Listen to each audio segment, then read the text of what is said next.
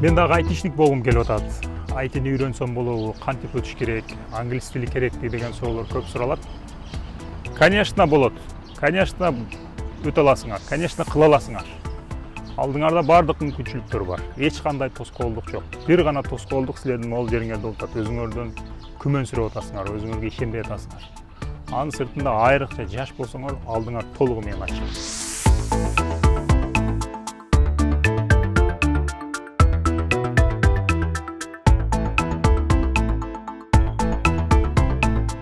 Сөзсүз эле бир жогорку окууга тапшырышым керекпи, курска барышым керекпи деп атасыңар. Алар деле сөзсүз эмес.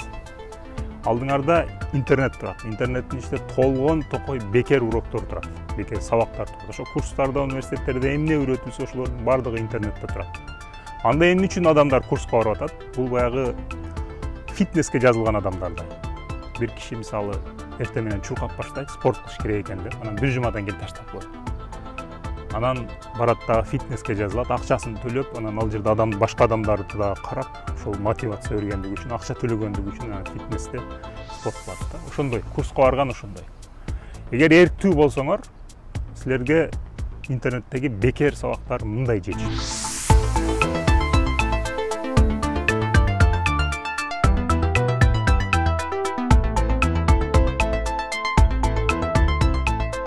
Эки эле нерсе керек силерге. Компьютер бир $1000 тегерегинде, $700,000 тегерегинде бир компьютер аласыңар, интернетке байлайсыңар дагы үйрөнүп баштайсыңар. Ата энеңерде мүмкүнчүлүгү болсо силерге сатып алып берсин, сурап көргүлө. Эгер жок болсо, иштегиле. Баргыла дагы официант болосуңар, башка болосуңар, өзүңөр иштеп, ошол акчаны топтогула дагы анан үйрөнгүлө.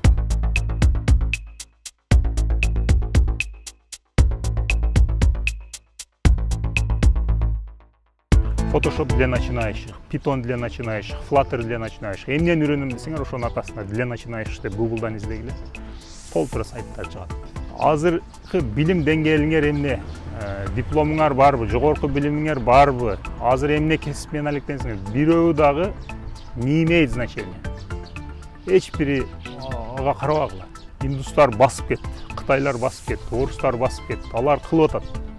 Силер эмнеге кыла албайсыңар? Силердин бир жериңер кемби. Мен кыргыздарды кайра-кайра көрүп атам. Кыргыздар тез үйрөнөт, жөндөмдүү, акылдуу, эч бир кемчилигиңер жок.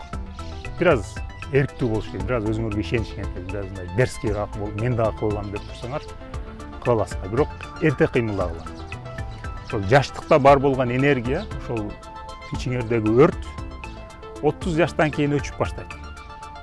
Ошон үчүн жаштыкта үйрөнүш керек, тажрыйба алыш керек дагы, анан жаш өткөн сайын ошол билимиңер, ошол тажрыйбаңар менен жашооңарды улантып, үй бүлөлөрүңөрдү багып, тирилигиңерди кылып кете бересиңер.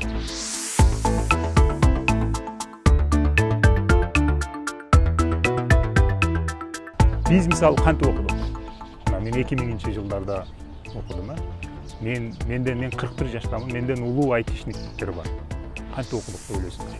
Силердин колуңардагы телефон, мен ошо 2000-жылдарда сатып алган компьютеримден кыйла күчтүү.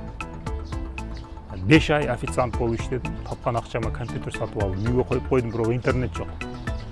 Барып университеттеги лабораториядан сабактарды көчүрүп келем, кечинде окуйм, жасайм, ошолорду эртеси дагы барып келем. YouTube дагы жок. Ошентип жүрүп, аз-аздан үйрөнүп кеттим. Кыла аласың.